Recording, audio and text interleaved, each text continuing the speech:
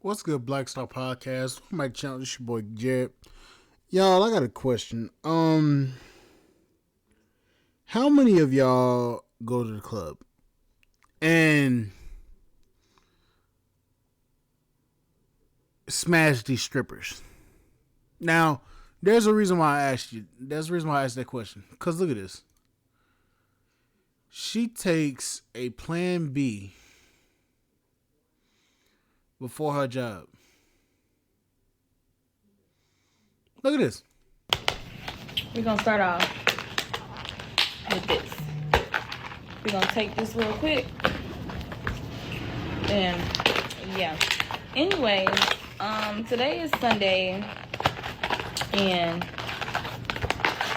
as we all know by now, well, for my followers, that I'm a midnight ballerina. Take your medicine, y'all.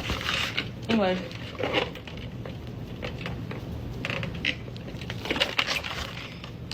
Anyways, now that that's out the way,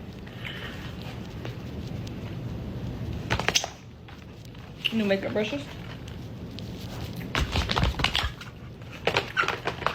I couldn't find an e.l.f. concealer brush. What is concealer brush? Foundation brush. What's your favorite brushes? Like, what brand brushes do y'all use? Like, I would love to know.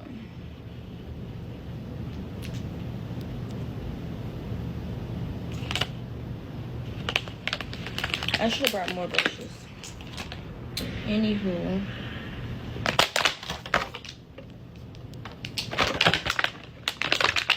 I don't know.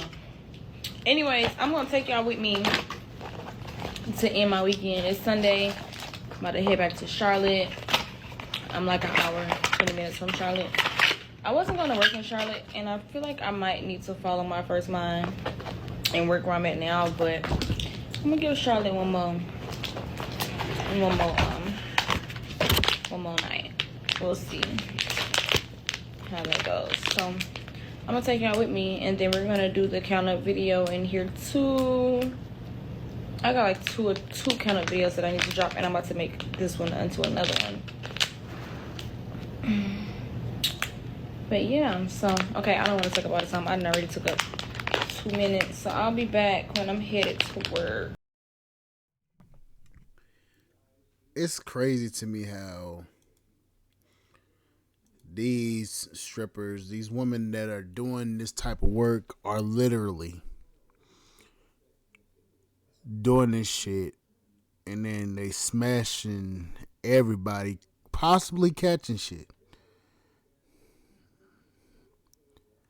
Now, she says that she quote unquote works in my hometown, Charlotte.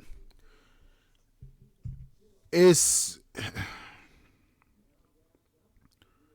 I'm sorry to say it, but it's crazy to me that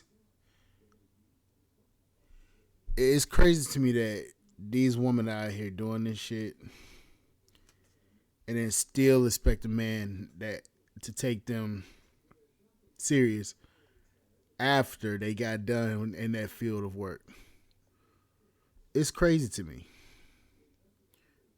Like, how can you want somebody that literally sold themselves for fucking cash? Regardless of your hardships and all this stuff, but you that ass sold yourself for cash on the blade, in the words of Philip Scott. You was on the blade selling yourself, selling your wild oats, and then after you've gotten done doing that, now you want a man to come in after you've done all of that, to come in and take responsibility for your traumas, your responsibility for all this shit that you've been through, and just willy-nilly just be like, you know what? No, I'll take responsibility because I possibly could like you or some shit like that. Like, a lot of these type of chicks, they want to give you the bare minimum, the absolute worst, and then they expect you to accept them as they are and come as they are. I'm really trying to figure out for the life of me, Why must a man choose to accept a woman that is not even that's not a virtuous woman? Why would you accept that type of woman and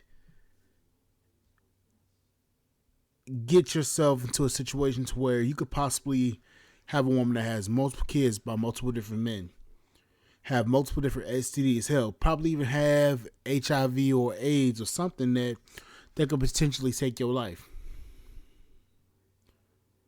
There's a reason why a lot of guys are saying, I don't want a hoe. I want a woman that's got a low body count. I want a woman that's virtuous. There's a reason why guys are saying this shit. And a lot of women don't understand that when you go out into the world and you have a whole phase or have a situation like this and you go out here and literally give everybody your body, it leaves memories. It leaves a what's the word? It leaves soul ties to you. You have to allow this person to let you in your body. You allow this person into your body. That created the soul tie. So not only did you give your body away, but you gained the soul tie and trauma. Now that trauma is going to influence your decisions throughout your life.